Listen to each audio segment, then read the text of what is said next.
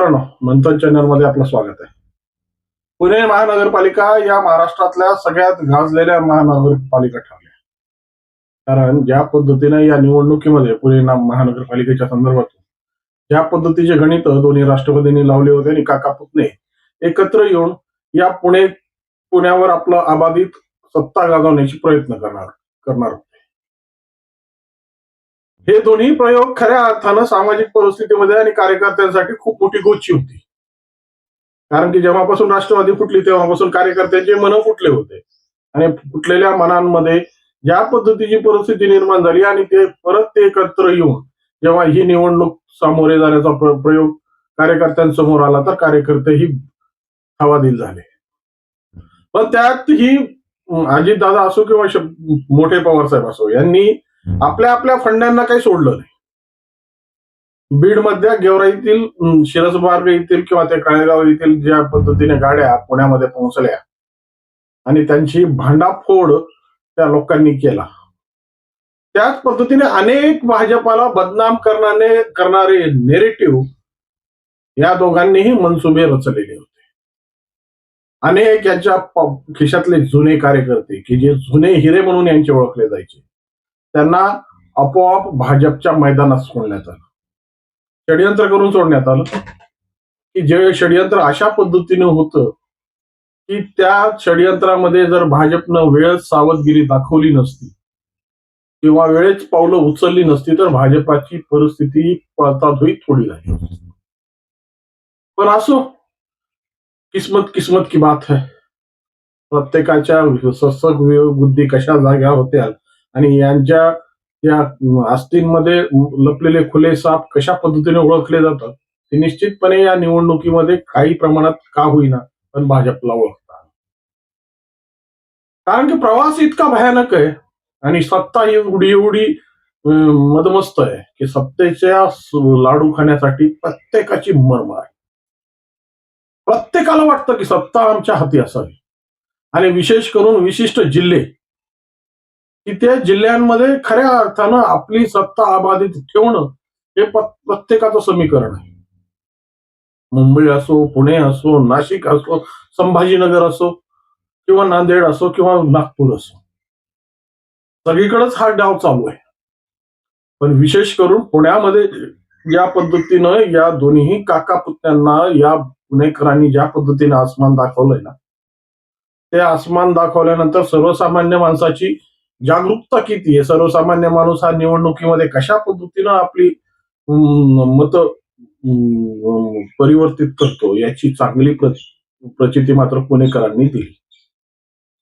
वास्तविक मुद्दा आहे की ज्या भरमसाठ वेगाने ज्या पिंपरी चिंचवडचा विकास अजितदादांनी केला, परंतु ज्या पद्धतीच्या व्हाईट कॉलर या संदर्भातून वागणारे अजितदादा ज्यामुळं अमेडिया या कंपनीमुळं म्हणजे पार्थ पवारांमुळे ज्या पद्धतीने उघडे पडले, तर दुसरे काका पुतण्यांच्या या अनोख्या युतीमुळं या सगळ्या षडयंत्रांचं पर्दाफाश झाला.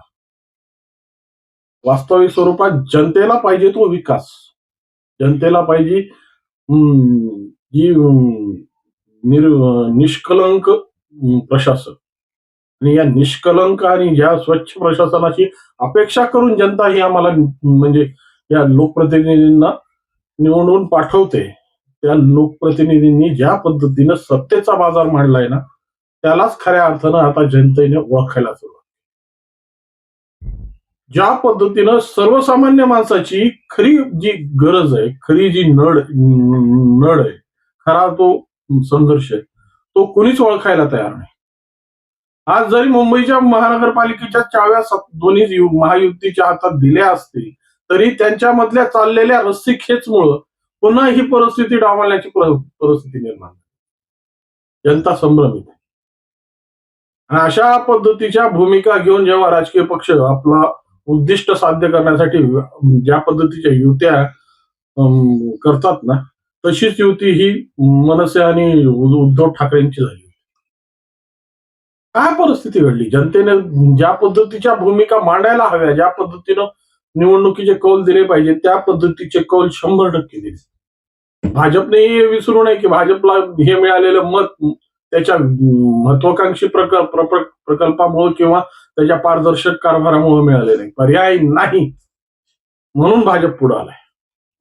पण आता पर्याय नाही म्हणून तुम्हाला मिळालेली संधी सुद्धा तुम्हाला कशा पद्धतीने या संधीचं सोनं करता येईल ना, याकडे जर लक्ष दिलं तर निश्चितपणे त्या गुजरात मॉडेलची परिस्थिती या महाराष्ट्रात पुनरावृत्ती होईल.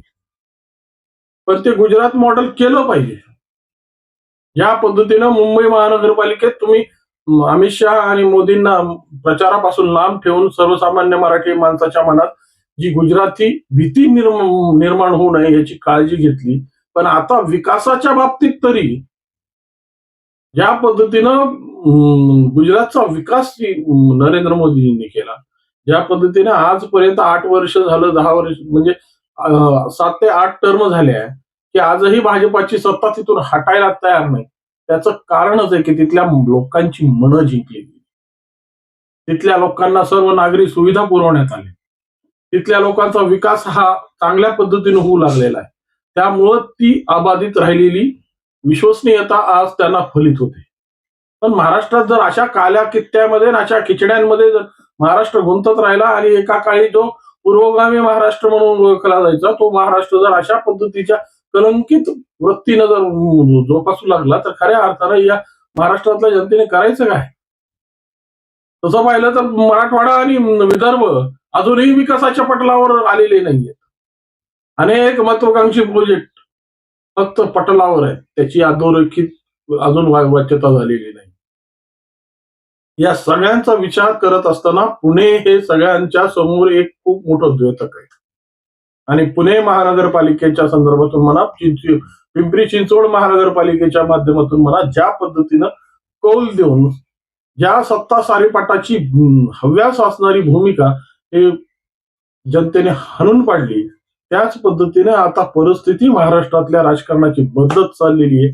भले ही समीकरण काही वापरा, कोणतेही फंडे आणा, कसल्या पद्धतीचं षडयंत्र रचा, पण जनता ही जागरूक झालेली हे मात्र या पुणे महानगरपालिके, पिंपरी चिंचवड महानगरपालिकेतून आम्हाला पाहायला मिळालं. आणि सर्वसामान्य माणसाला पाहिजे तो विकास, आणि विकास तोही निष्कलंक, स्वच्छ प्रशासन आणि स्वतःच्या सुरक्षितता. या सगळ्या समीकरणांमध्ये ज्या पद्धतीने हे महानगरपालिकेच्या निवडणुका रंगल्या आणि या रंगलेल्या निवडणुकीमध्ये जे जे फलित बाहेर आले ते सगळ्या फलितांचं अनालिसिस आपण सुरू केलं आहे. तरी या व्हिडिओच्या संदर्भात आपल्या मनात काय वाटतं आणि या व्हिडिओच्या संदर्भात आपल्या मनात काही प्रश्न निर्माण झाले असतील तर 100% कॉमेंटच्या माध्यमातून कळवा. आणि व्हिडिओ आवडला असेल तर लाईक, शेअर आणि सबस्क्राईब करायला विसरू नका. नमस्कार.